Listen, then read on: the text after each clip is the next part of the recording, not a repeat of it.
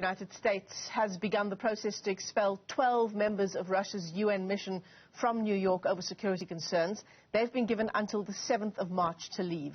The US mission to the UN says the diplomats abused their privileges of residency in the US by engaging in espionage activities that were adverse to national security. Well, let me first say that today's action has been in the works for several months. The United States informed the United Nations and the Russian mission to the United Nations that we were beginning the process of expelling 12 intelligence operatives from the Russian mission who had abused their privileges of residency in the United States by engaging in espionage activities that are adverse to our national security. Russia, meanwhile, describing the U.S. move as hostile and a violation of its commitments as host of the UN headquarters in New York. The U.S. authorities have undertaken another hostile action against the Russian mission to the United Nations,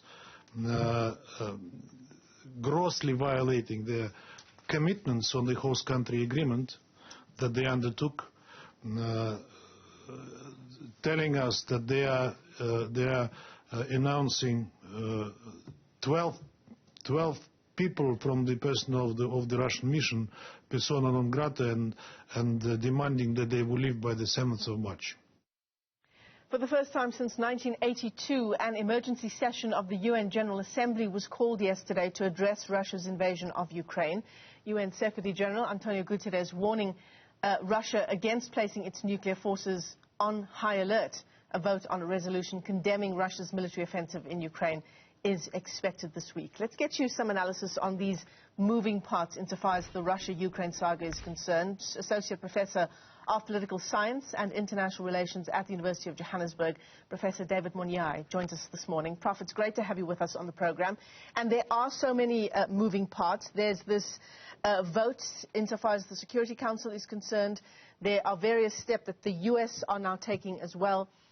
All of these things meant to somehow hold Russia accountable, some of them meant to isolate Russia insofar as the sanctions are concerned. How successful do you reckon that will be? In the short term, not really. If you look, let's look at them one by one. Yeah. The United Nations General Assembly, it doesn't have powers. This is just a process that goes on in serious situations such as this. The real power within the UN system is the United Nations Security Council, of which Russia is a member, and it has been vetoing any resolution that goes against it. However, the UN General Assembly has a moral power. At a moral level, I think Russia faces massive international community backlash in terms of the 193 member states are more likely to vote, the majority voting against this war. In any way, most countries in the world are against war, whether it is perpetrated by the United States or Russia or any other country. It's a standard statements and issues. But when it comes to sanctions, as we all know them, they take time to make any great movement and used as a tool to force Russia in particular. So in the long run, it will hurt Russian economy, but at this stage, it also will hurt the Western world. What it does is going to hurt almost everyone, as you can see that the price of oil is going up, affecting all of us. And therefore, there are limited tools at Western disposal.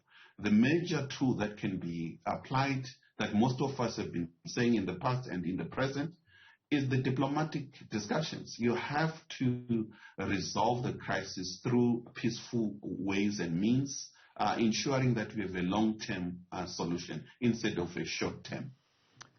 You talk about the moral power held by some of these organizations that have come out to decry the Russian invasion of Ukraine. How far does that go, this pool of morality, this appeal of morality? The lessons, with so many lessons, I think you have the apartheid government in our own country. When you have the entire international community pushing against you, it's something that no country in the world can withstand such pressure in itself. But the bigger question is that how did it take the apartheid, how long did it take the apartheid government to submit to global pressure? It took decades, and I don't think Ukrainians have that time. So when we look at what's happening on the ground, with all the noise that is being made, the Russian has overwhelming military power, regardless of military assistance that is being talked about. It's a matter of time. I think the next 24 to 72 hours going to be some of the most bloodiest time where Russia will enter into urban areas, the capital city in particular. And more people are going to die. We all know that. With the resistance, it will be really hard for both parties to see where civilians are, where they're not. And this war, that more people are going to die unless the discussions for a peaceful resolution is reached upon. But it doesn't look like it. Ukraine stands to lose in the end, and pouring more and more weapons from outside. Lessons we learned from Libya is that these weapons are going to fall in the hands of people that are not controllable.